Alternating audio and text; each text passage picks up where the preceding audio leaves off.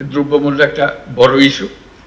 এখান থেকে চেষ্টা হচ্ছে কিভাবে এটাকে আয়ত্তে আনা যায়, নিজেদের মধ্যে একটা প্রতিযোগিতা করা যে আমার এখানে আমরা ঠিক রাখতে পেরেছি, আমরা একটা বাহবা দেবো যে অমুক জেলাতে খুব সুন্দরভাবে তারা করতে পেরেছে এবং আমরা সেটা নিশ্চিত করব যে সেটা রিকগনাইজ হয়, এটুকু করা। কাজে দ্রব্যমূল্যের উপরে বিশেষ নজর দেওয়া আমাদের খুব দরকার এখন। আর এমনিতে এখনকার পরিস্থিতিতে যেটা বারে বারে আসছে, আমাদের নজরে আসবে, তোমাদেরও নজরে আসবে, সবার নজরে আসবে, সেটা হলো দ্রব্যমূল্য।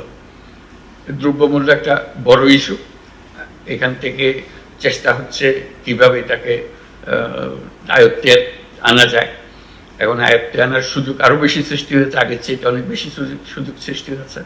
সেই সুযোগটাকে ব্যবহার করে যাতে এটা আমরা প্রতিযোগিতার মধ্যে থাকি। আমরা যেহেতু অনেকগুলো জেলা এর সঙ্গে আজকে জড়িত আছি, আমরা একসঙ্গে কথা বলছি, নিজেদের মধ্যে একটা প্রতিযোগিতা করা যে আমার এখানে আমরা ঠিক রাখতে পেরেছি, আমরা একটা বাহবা দেবো যে অমুক জেলাতে খুব সুন্দরভাবে তারা করতে পেরেছে এবং আমরা সেটা নিশ্চিত করব যে সেটা রিকগনাইজ হয়, যে এটা ধরা পড়ে যে হ্যাঁ এরা খুব সুন্দর করছে। আমার মাঝে মাঝে মনে হয় যে ওই যে আগে তো শিক্ষকতা করতাম, ওই শিক্ষকতার ভাবটা মনের মধ্যে এসে যায়। ওই সবসময় মনে হয় যে এরকম করলে বোধহয় ভালো হয়, ওই শিক্ষকতার মেজাজের ভেতরে এটা আসে।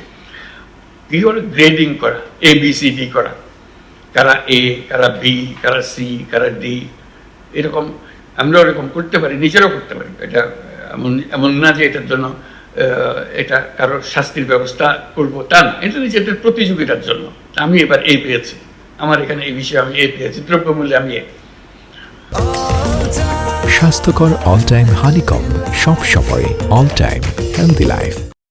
অন্যরা বলবে যে সে পেল দিয়ে আমরা আমারটা B হয়ে গেল কেমন, অথবা B মাইনাসে চলে গেলাম কেমনে, এরকম যেন না। এটা একটা নিজেদের, এটা ফুর্তির জন্য, এটা এমন না যে এটার জন্য কারো চাকরি বিঘ্নিত হচ্ছে, এরকম কিছু না। এটা ওর মধ্যে আমি একত্র করতে চাই না। এটা নিজেদের একটা প্রতিযোগিতার ভাব আনার জন্য যে আমার জেলাকে আমি ঠিক রাখতে পেরেছি, আমার একটা গৌরব। এটা কেউ এটার জন্য আমাকে প্রতিদান দিল কি দিল না সেটার জন্য আমি অপেক্ষা করছি না। আমি নিশ্চিত করছি আমার নিজের বুদ্ধি খাটিয়ে, সব বুদ্ধি যে উপর থেকে আসতে হবে এমন তো কথা নাই। উপরের বুদ্ধির চেয়ে আমার বুদ্ধি কোনো অংশে কম না, বরং অনেক অংশে বেশি। যেহেতু আমি পরিস্থিতির মুখোমুখি, তারা তো পরিস্থিতির মুখোমুখি না, আমি পরিস্থিতির মুখোমুখি।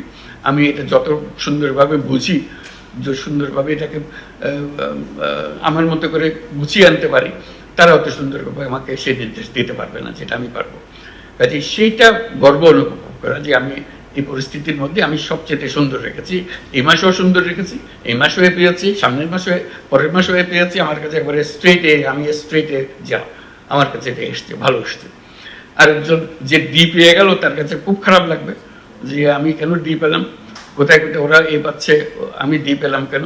একটা প্রতিযোগিতা হবে, ফুর্তিও লাগবে এবং দেশেরও কাজ হবে। এই একটা শ্রেণী বিন্যাস যদি করা যায় মাসে মাসে নিজেদের, এটা খুব ভালো হয়। এটা প্রত্যেক বিষয়ে, এই যে দ্রব্যমূল্যের বিষয়ে যেমন বললাম, আমার দ্রব্যমূল্যকে আমি এতে রাখবো। কোন কোন জায়গাতে আমার মার্ক কমে যেতে পারে সেটা দিকে খেয়াল রাখবো যে এটা যেন না কমে, সামনের মাসে যেন আমি এ পেতে পারি থাকি। এবং আমি বুদ্ধি বের করবো। এটা শুধু যে A, B জন্য অপেক্ষা করে বসে থাকবো তা না, আমি বুদ্ধি বের করবো যাতে আমি সামনে, এবার এই পেয়েছি, সামনে A+ চলে যেতে পারি।